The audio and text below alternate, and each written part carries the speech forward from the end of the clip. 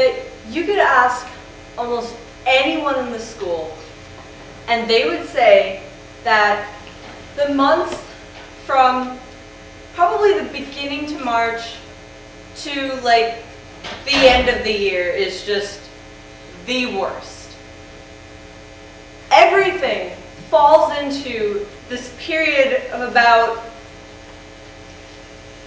10 to 12 weeks, and it's horrible. We're all running on no sleep, lots of coffee. It's bad. And we know that. I mean, we experience it. Like, I don't want to bring back some bad memories, but the SAT was last Saturday, and I know right before that, spring sports started, and there's more standardized tests, and more sports games, more of that to come, and we know it. And we do all know the bad health effects of lots of stress. I mean, we all know that it decreases your immune function, it contributes to anxiety and depression, it causes insomnia. We all know that. And unfortunately, as teenagers wrestling through the competitive college admissions process, there is really not much we can do about it. But we can do something about how we choose to deal with it. I feel like in running towards the future, sometimes we forget to stop and think about ourselves. You can put it under the really, really broad term of self-care, which really you can define however you want, but is kind of formally any activities that you do that actively help improve your health.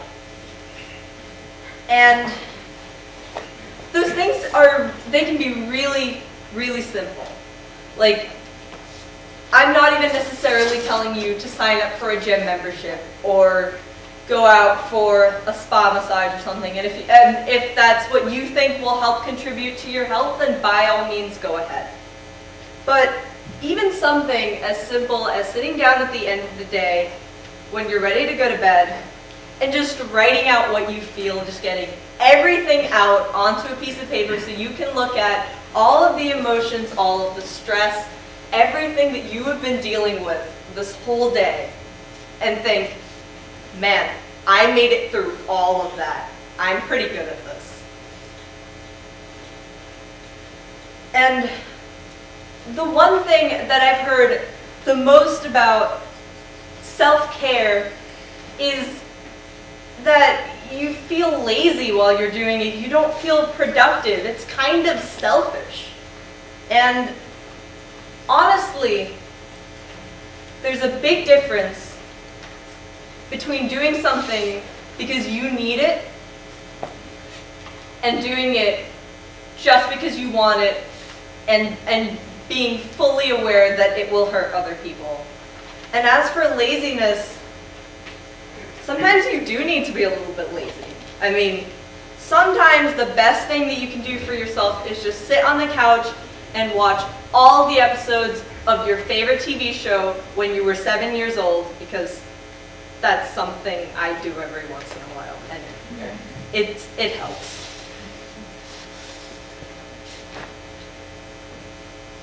I want to break down your health into 3 specific areas, and I guess the most obvious one is physical health. I mean, we have this one body. If it's not in proper condition, what are we going to do? I mean, we literally can't do anything.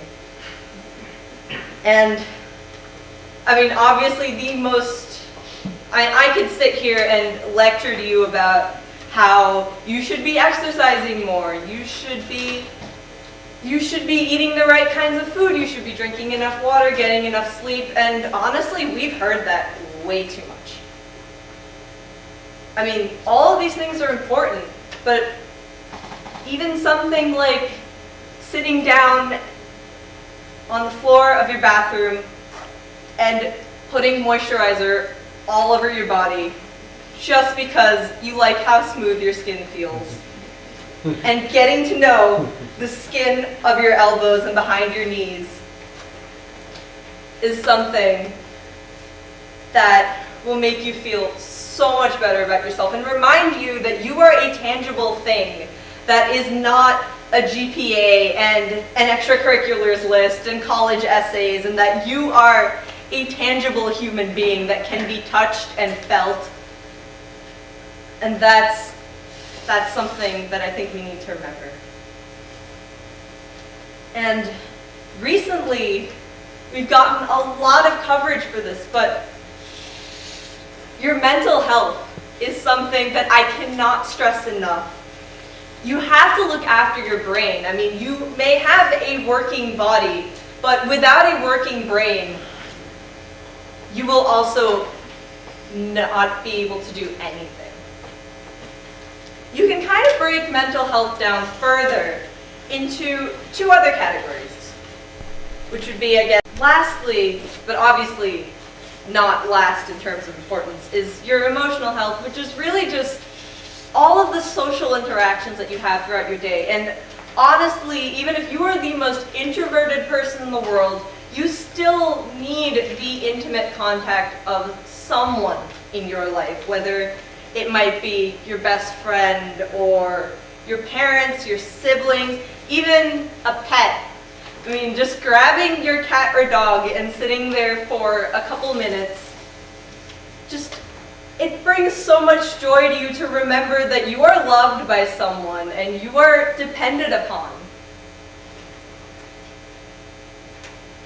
And I guess another thing that goes with that would be examining your relationships with other people.